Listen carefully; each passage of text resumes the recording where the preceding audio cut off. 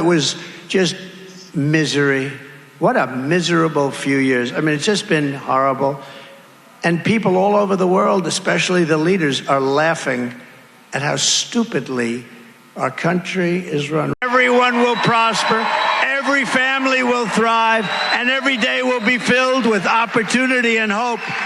But for that to happen, we must defeat Lion Kamala Harris, and we must stop her country-destroying liberal agenda. Together we will make America powerful again. We will make America wealthy again, healthy again, strong again, proud again, safe again, free again.